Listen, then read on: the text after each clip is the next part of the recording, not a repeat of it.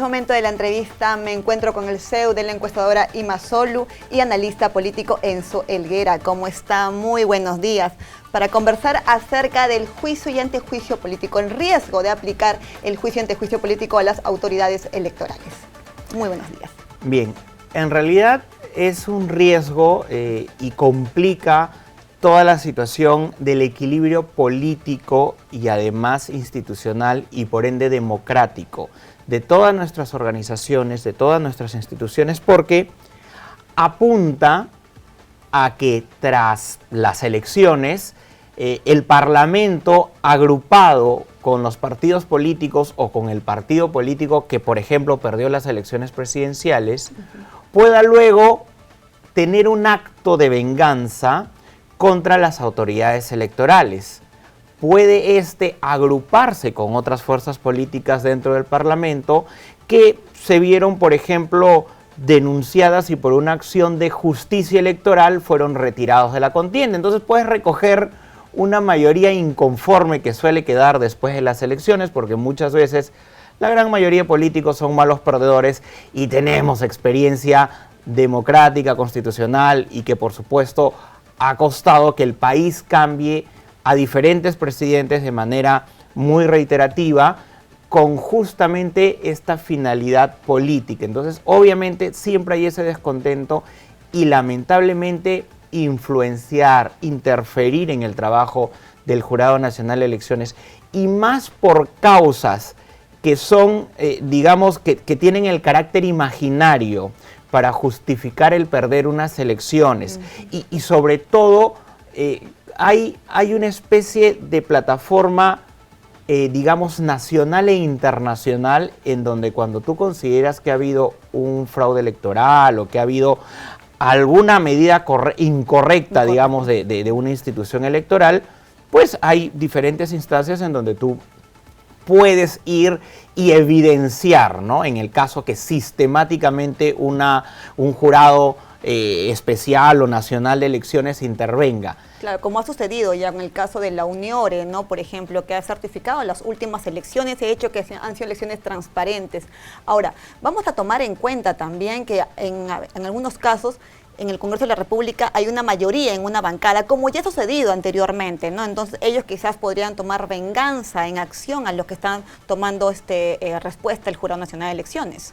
Claro, el juicio político no debe ser interpretada como una venganza política, porque por ende esto ya no es un juicio. Hay evidentemente posiciones personales o de grupos o de partidos políticos. Entonces, si nosotros petardeamos a nuestras instituciones, que es lo que ha venido ocurriendo tras las últimas elecciones, ojo, solo que cada vez los intentos se van perfeccionando más. No solamente la Unión Europea, los Estados Unidos a través del Departamento de Estado colocaron de ejemplares las elecciones peruanas, sino también felicitaron a los órganos electorales, ¿no? Estoy hablando de otras instituciones para no hablar de la OEA y otros observadores válidos de países democráticos. Entonces, cuando vamos al Congreso y cuando vemos una suerte de tratar de sacar ventaja política, entonces estamos haciendo mal uso no solamente del derecho que corresponde y para el cual han sido elegidos los parlamentarios, sino también estamos haciendo un uso indebido de los recursos del Estado, porque esto le cuesta al Estado tratar de enfrentar y confrontar, y por supuesto es dinero de los impuestos de todos los ciudadanos, que se gasta en esta confrontación política y que obviamente también es una manera a veces también de distractivo a la opinión pública o de justificar el haber perdido las elecciones. Porque yo me pregunto, al margen de que se haya formado, que se formó en su momento una comisión para hacer una investigación o que pueda formarse incluso en el futuro, ¿dónde están las evidencias sólidas? ¿Correcto? Entonces, no podemos hablar solo de suposiciones y suposiciones que además en el tiempo se han terminado cayendo porque los propios actores, digamos, que estaban involucrados en estas supuestas acusaciones, han salido a los medios a decir, bueno, sí, esta fue mi firma, lo firmé rápido, solo por poner un ejemplo para que nos puedan entender la mayoría de ciudadanos. Y también quisiera resaltar aquí que la revista The Economist dio mayor puntaje a los organismos electorales, ¿no? Muy por el contrario con lo que habló en el tema político, que tenemos muy bajo puntaje ahí. Claro, entonces el no reconocer que a nivel internacional se nos está calificando y se está diferenciando además, y hablo de muchas calificadoras, que tenemos, digamos, órganos electorales sólidos, buenos y fuertes, ¿no? Esto sonaría una especie de envidia competitiva para hacer quedar mal también a las instituciones electorales.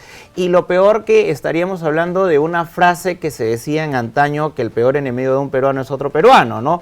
Lejos de fortalecer, es decir, yo me pregunto, el Parlamento, ¿por qué en estos momentos no está pensando cómo evitar, por ejemplo, a través de normas, que personas con antecedentes de terrorismo, por ejemplo, no puedan postular o no integren los partidos políticos, de tantas acusaciones que finalmente se las terminan tachando al Jurado Nacional de Elecciones, pero que al final es la inoperancia de los operadores, que son los parlamentarios, de crear normas, ¿no? Entonces, ¿qué pasa con la calidad de normas? Lamentablemente hay en la mayoría, repito, no es en todos, pero sí en la mayoría, hay una baja calidad en entendimiento legislativo. Si vemos la argumentación que tienen sus proyectos de ley, son demasiado pobres. Creo que muchas veces un estudiante de Derecho en los primeros siglos podría verlo o podría hacer un análisis mucho más amplio. Entonces, eso sí da pena en nuestros parlamentarios. Entonces, deberían ellos también cumplir el rol, y este es su rol principal, además del control político, es el crear leyes y crear normas, y cuando hay problemas no debería haber ese facilismo de acusar a las instituciones cuando no asumen ellos también su rol principal, que es respecto de la creación de normas. Claro, deberían ser representantes, ¿no? Finalmente, de los ciudadanos a través de las leyes que ellos emitan. Ahora, nos llama mucho la atención porque pareciera de que este intento va con nombre propio, ¿no?, hacia una persona, pero recordemos que el mandato del presidente del JN culmina ya este año, entonces el efecto traería aquí para el siguiente presidente de este órgano electoral. Se crea un mal precedente porque también me da la impresión que es una especie de poder político que se quiere imponer de parte del Parlamento a la institucionalidad que representa el Jurado Nacional de Elecciones. Entonces, cuando nos olvidamos que las instituciones son autónomas, porque son paralelas a los poderes del Estado, y que esta concepción, que además es democráticamente bastante antigua, ¿no?, y tradicional, es el apuntar, y al final va a tener consecuencias en el tiempo para una institución y para otras instituciones también que son autónomas, ¿no? Entonces, a mí sí me preocupa este tema, porque en la jerarquía de las normas, en la jerarquía de las leyes, en la jerarquía del derecho, se tiene que mantener esta autonomía, que por supuesto tiene sus propios equilibrios, sus propios contrapesos, porque no es que también tienen una especie de un cheque en blanco para hacer y deshacer las cosas, sino también hay otro tipo de mecanismos, la Junta Nacional de Justicias, entre otros,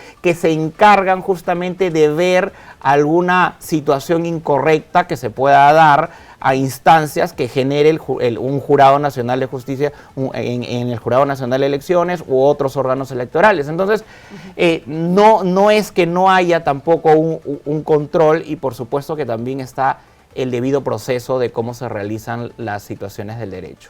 Perfecto, yo le agradezco por su participación el día de hoy. Muchas gracias por habernos acompañado. Un gusto. Bien, hemos conversado nosotros con Enzo Olguera, analista político. Es momento de ir a una breve pausa y retornamos con más información aquí en JN Noticias.